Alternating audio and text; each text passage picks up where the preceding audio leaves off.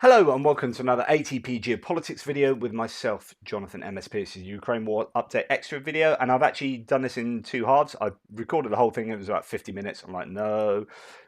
I've taken out this one section, right, which is my discussion of this amazing article. And in fact, I only get to discuss like a third of the article in this whole section, but it's a brilliant article. And I want to just share my thoughts about this with you, and then I'll release the rest of my Ukraine War Update Extra video in a short while once I've edited it together. But yeah, hopefully this will give your obsession that little hit. I think this is a fascinating article and it's really worthy of its own little section here. Anyway, going on to something else. So this is Mykola Sakov saying that, talking about this article in Foreign Affairs, saying the Russian military adjustments specified in the article provide no grounds to say that Russia will be more successful in anything rather than holding more or less the current front line. Sure, Russian adaptation skills shall not be disregarded, but also not overestimated.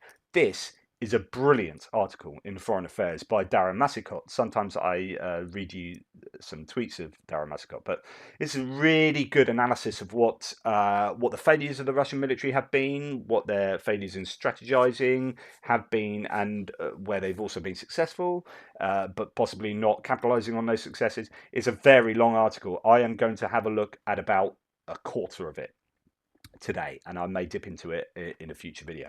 So just reading some choice extracts. These strengths were substantial before the invasion. So the idea that Russia was stronger before the invasion than Ukraine. Before the invasion, Russia's military was larger and better equipped than Ukraine's. Its forces had more combat experience than did Kyiv's, even though both had fought in Ukraine's eastern territories. Most Western analysts, therefore, assumed that if Russian forces used their advantages wisely, the Ukrainians could not withstand the attack for long. The excessive internal secrecy, however, this is now going on to where did it go wrong? What are the failures here? The excessive internal secrecy gave troops and commanders little time to prepare, leading to heavy losses. So what happened basically is in the beginning of the war, no one but the very top echelons of military and political command knew anything about this. No one knew about this until like 5 days before, and even so, when you had POWs being captured in the first couple of weeks of the war, they thought they were on a training exercise, some of them. It was just like incredible. No one really knew what they were doing, which means that some of those commanders lower down that hierarchy didn't have a strategic understanding or operational understanding of what was going on, and therefore didn't really know what they were doing, and therefore were less effective in doing their job. And so that secrecy led to some fundamental failures, as this article points out. Russia created an invasion plan that was riddled with faulty assumptions, arbitrary political guidance, and planning errors that departed from key Russian military principles. The initial invasion called for multiple lines of attack with no follow-on force, tethering the military to operational objectives that were overly ambitious for the size of its forces. So they sent in, 200 and whatever thousand people, but actually to take the whole of Ukraine, that's nothing, because of course they had these faulty assumptions that it would be a 2 to 15 day war. Well, literally would have been a special military operation, because they would have either assassinated or deposed Zelensky and his administration, replaced that with their own sort of puppet government, and then cleared up any people, any naysayers, with the kind of Rosgvardia and riot police that they're taking with them, because they assumed that they'd be welcomed with open arms and bunches of flowers. And that was so unbelievably wrong. Hence, they were then stuck in this war that they were ill prepared for. And the Kremlin erroneously believed that its war plans were sound, that Ukraine would not put up much resistance, and that the West's support would not be strong enough to make a difference. As a result, Russia was shocked when its troops ran into a determined Ukraine backed by Western intelligence and weapons. Russian forces were then repeatedly beaten. It goes on. The Russian armed forces are not wholly incompetent or incapable of learning. They can execute some types of complex operations, such as mass strikes that disable Ukraine's critical infrastructure, which they had eschewed during the first part of the invasion, when Moscow hoped to capture the Ukrainian state largely intact. So this is to say that they could have done a whole lot of better stuff at the beginning of the war, But the reason they didn't do that was, again, based on those faulty assumptions. So they didn't absolutely hammer the critical infrastructure. They didn't absolutely take out Ukraine's air defense system because they didn't think they needed to. They're like, oh yeah, we're going to be working with open arms, which means that it all went wrong. Those initial assumptions were the reason why a year later this war is still going on and Russia didn't win this war within weeks. Just those initial assumptions meant that their operation was planned to the operation was planned entirely incorrectly. Garbage in, garbage out. You feed that garbage in at the bottom of your planning kind of structure, your wall of planning, then the very foundations of what you're doing are just crumbling and broken. But if they had done that, you know, wiped out the infrastructure straight away. It took them ages to start doing that. If they had done that, if they had gone with a proper army that was planned, and it was planned as a military campaign, as planned as a war, then they would no doubt have done an awful lot better. So the negatives here are the Russian military had learned from its mistakes and made big adjustments, such as downsizing its objectives and mobilizing new personnel, as well as tactical ones, such as using electronic warfare. Sorry, these are the good points. This is what they did well. So they learned from their mistakes and made big adjustments, downsizing its objectives and mobilizing new personnel, as well as tactical ones, such as using electronic warfare tools that jam Ukrainian military communications without affecting its own. Russia, although there's arguments to say that a lot of their jamming equipment does jam their own, and it renders it like problematic to use, and means they can't use their own stuff. So that's not necessarily true, actually. Russian forces can also sustain higher combat intensity than most other militaries, because they just don't let you stop on pain of death. Russian forces can also sustain higher combat intensity than other militaries. As of December, they were firing an impressive 20,000 rounds of artillery per day or more, although according to CNN in early 2023, the figure dropped to 5,000, and they have been operating with more consistency and stability since shifting to the defensive in late 2022. So this is when Surovikin came in and they changed the way they were doing the war and withdrew sensibly from Kherson and did that really well and adopted a defensive posture. But then, of course, that's not going to achieve their objectives. So then, and Surovikin was more of the Prigozhin sort of mold. So the Russian MOD eventually got rid of him, put in Gerasimov, and they're now going on the offensive. And that was making it harder for the Ukrainians to advance. So not just about what their troops are doing, but again, building these trenches, mining these whole areas, Dragon's Teeth. And you may laugh at those trenches, but if you lay those trenches and revetments and Dragon's Teeth all over the shop, then they will at least make a Ukrainian offensive much slower. There is no Thunder Road when you have to drive across big trench lines, right? Anyway, before the war in Ukraine began, the Russian military had several known structural problems, each of which undermined its ability to conduct a large invasion. Over a decade ago, Moscow deliberately dismantled its army and turned it into a smaller force designed for rapid response operations.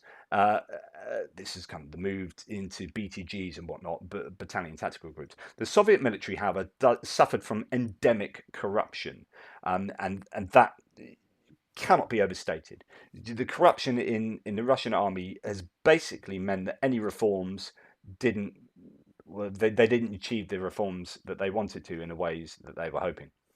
In response, starting in early 1990s, Russian leaders began a reform and modernization process. In 2008, the Russian military announced a comprehensive reform program called New Look that intended to restructure the force by disbanding units, retiring officers, overhauling training programs and military education, and allocating more funds, including to expand the ranks of professional enlisted soldiers and to acquire newer weapons. As part of this process, Russia replaced sizable Soviet divisions designed to fight major land wars with less cumbersome brigades and battalion tactical groups, BTGs. Moscow also worked to reduce its dependence on conscripts. However, corruption got in the way there, and all the money that was supposed to be spent on upgrading to this new tech, where is all that new tech? The news reports recently over the last few months about literally trillions of rubles going missing, fuel going missing. You know, you've got Voranyo, this idea that Like I'm someone in a command structure low down, and I'm reporting to you, right? You're my commander, and you've tasked me with training my troops, and you give me a bunch of money to train my troops. I've pocketed 90% of that money, and 10% has been spent on doing something that looks a little bit like training. And I give the report to you, and I give that report to you. Now, I know this report is bullshit. I give the report to you. You look at the report. You know this report is bullshit. Also, you know that I know it's bullshit. And I know that I know it's bullshit. And we have this merry dance around like lies and BS, such that this report still gets rubber stamped and then gets taken up a level, and then you go and take that to your commander and say, look at all these reports I've got of training, it's all happening, wonderful, wonderful. And your commander knows that that's BS, but everyone goes through the merry dance, goes up to the top. But the person at the top, like Putin, thinks that that money's being well spent, and then gets taken around, or Shoigu gets taken around on these parades and says, look at how wonderful our armed forces are. Let me show you or how well the money is being spent on these 10 tanks and this one unit of people dressed in the very best parade uniform, and then they can go and do some stuff like running around, and you get to look at that and you go, wow, this trillion rubles has been really well spent, well done, let's go to war with Ukraine because we're going to smash them. And of course it's all just a load of rubbish. It's just underneath that you've got a rotten army that is severely underfunded. I mean, it took decades for the American army to react to the US army to react to corruption back in whenever it was, I think 60s or whatever, and 70s, and then they realized, okay, we got to work really hard to sort that out, and that's a generational thing. The Russians, you know, needed to sort that out, but failed to sort that out, and it is still there. It's still there, and it's there in spades. So by 2020, and so this is a positive. It seemed as if the military had met many of its benchmarks. It seemed. Russian Defense Minister Sergei Shoigu declared that 70% of his country's equipment was new or had been modernized. The country had a growing arsenal. So that should say 70% of all the tanks you see in this war with Ukraine should be the most modern tanks, T14. If not, okay, T90. 70% of the tanks should be T90. Woo! Like 10% if you're lucky. Just absolutely not the case. Said that 70% of his country's equipment was new or had been modernized. The country had a growing arsenal of conventional precision munitions, and the military possessed more professional enlisted personnel than conscripts. Russia had conducted 2 successful operations, one in Syria, a prop-up of the regime of Bashar al-Assad, and another to take territory in eastern Ukraine. Of course, neither of these met with much resistance, or at least resistance that an established army will be able to give you, a combined arms army. So, you know, in Syria, they'll just use their VKS, their air force, to just flatten areas, and then you walk in with a flag after you've flattened it. And in eastern Ukraine were unable to have an answer. It's only since then, when they've been trained, that they're in a better position now. But in 2014, no. So this would give the Russian command a false sense of the competency of their armed forces. Okay, so now we get on to some negatives again. The modernization effort neglected, for example, the mobilization system. Russia's attempts to build better weapons and improve training did not translate into increased proficiency on the battlefield. Some of the ostensibly new gear that left Russian factories is seriously flawed. Russia's missile failure rates are high, and many of its tanks lack proper self-defense equipment, making them highly vulnerable to anti-tank weapons. Meanwhile, there is little evidence that Russia modified its training programs ahead of its February 2022 invasion to prepare troops for the tasks they would later face in Ukraine. In fact, the steps Russia did take to prepare made proper training more difficult. By deploying many units near the Ukrainian border almost a year before the war and keeping equipment in the field, the Russian military deprived its soldiers of the ability to practice appropriate skills and conduct required equipment maintenance. Russia's modernization efforts also failed to root out corruption. That's huge. And it goes on to, talk about that. Modernization may have helped Russia in its smaller 2014 invasion of Ukraine and its air campaigns in Syria, but it does not appear to have learned from its operational experience in either conflict. In both, for instance, Russia had many ground-based special forces teams to guide incoming missiles, something it has lacked in the current war. Russia also had a unified operational command, which it did not create for the current invasion several months after it began. Now, this is really important. So they had different units for different areas and no kind of centralized commander. I don't know if you remember towards the beginning of the war, it was like, who's actually in charge of the of the war effort for Russia here? Like, you've got this bloke in charge up there, this bloke in charge down there, and this bloke, and none of them are really combining and integrating and working together. And then you've got the Air Force, and there's no who's in charge here. And then you've got the DPR and the LPR, the Donetsk People's Republic, the Luhansk People's Republic, again, different entities. And then you've got Wagner PMC, the mercenaries, all disparate entities. And it's only now, it's what, February 2023. This is 1 year later. The Russian MOD is saying, yeah, actually, Wagner, yeah, you can do one. And it appears that they are now trying to assimilate the DPR and LPR into their own ranks to make it a kind of uniform force that they can then have a much better grasp and command of. 1 year after getting their asses whooped, basically. And it's only now they're beginning to realise, oh yeah, maybe we should make things a bit more, uniform and coherent. Gee whiz. On top of that, according to documents recovered from the invasion by the Ukrainian military, plenty of these units were understaffed when they invaded Ukraine.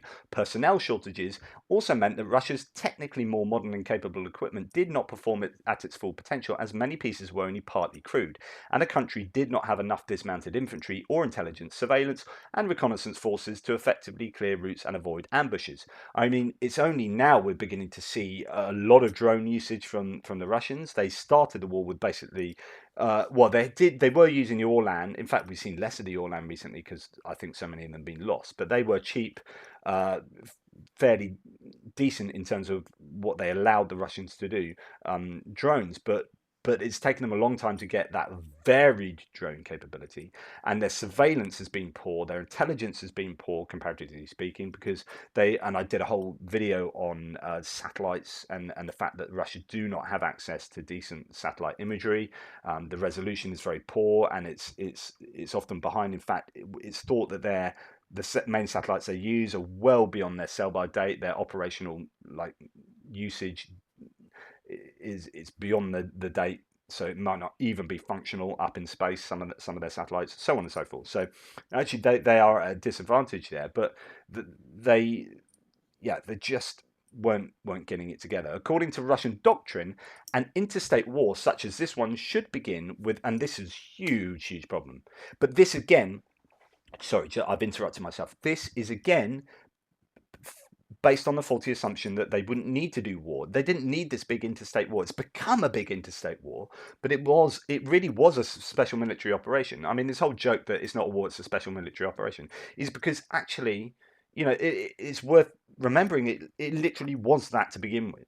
Like, it wasn't a war. It only became a war because they cocked up their intelligence. Like, it became a war within 1 day because the Ukrainians like, what are you doing here? Off, mate. Get out of here. We don't want you here. We're going to fight you.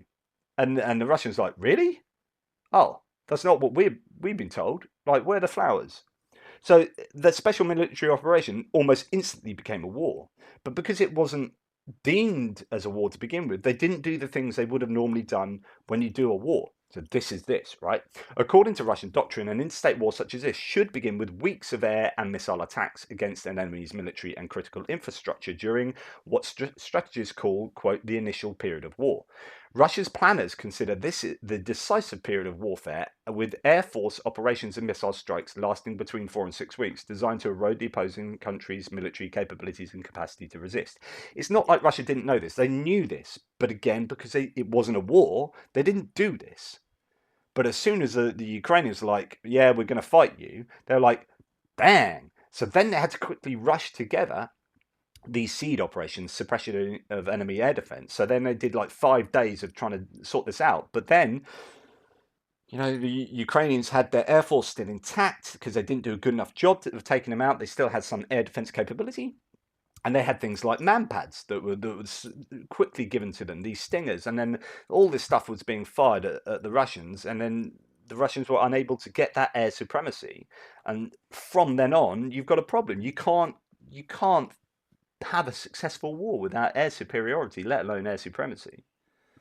So a contested airspace has just meant it's gone wrong, and then they're not really using their combined arms approach to warfare. So, but it's not they didn't know this; they just weren't. They had just planned for a different style of conflict. Moscow also decided to commit nearly all its professional ground and airborne forces to one multi-axis attack, counter to the Russian military's tradition of keeping forces from Siberia and the Russian Far East as a second echelon or a strategic reserve. This decision made little military sense. So basically, yeah, we're going to throw a bunch of troops, a lot of them, but all mixed. We're going to have Rosgvardia, we're going to have like riot police in with like these, in with that, and we're going to throw them all in there because there's going to be no resistance. This decision made little military sense. By attempting to seize several parts of Ukraine simultaneously, Russia stretched its logistics and support systems to the breaking point. So straight away, Ukraine were like, oh, dang, we are being attacked. Right, blow up that railway line, blow up that railway line, blow up that railway line, flood that area, Rasputitsa, blah, blah, blah, all this kind of stuff going on. And then suddenly the Russians are like, oh dear, we're in a war. Oh dear, we haven't got air supremacy. And oh dear, we're a railway army and they've blown up the railway lines and we can't get our trains in here. So we're going to have to bring everything by truck. But all the trucks have got stuck and we don't have enough trucks because we're not a truck army and they're really poorly maintained and the tyres have blown out and we can't get stuff to our troops. And it's all gone wrong, right? Because you weren't expecting the Ukrainians to put up resistance. That explains everything. You know, that intelligence at the beginning. Oh my goodness, worst decision in the history of warfare. Had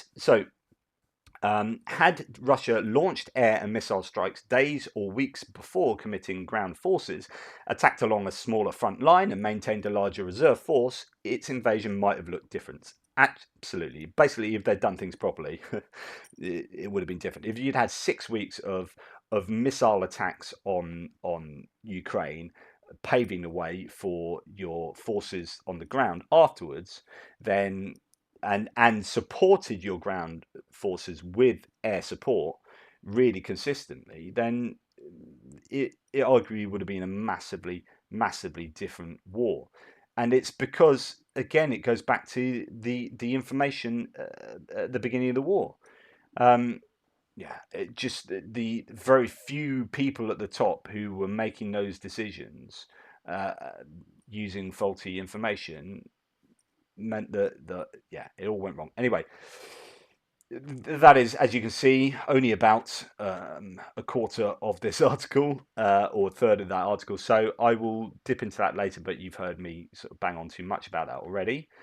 But that is a really great article. I think you should be able to get like a couple of free articles on foreign affairs. I would advise to just pop on to foreign affairs and look at that one. It is a really good article. Anyway, that's the end of that section and indeed this video. Check out for part 2. That was actually all the stuff that was before this in when I originally recorded it all together.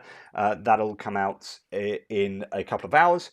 Please like, subscribe and share. Thank you for all your support. I really appreciate that. Take care and I'll speak to you soon.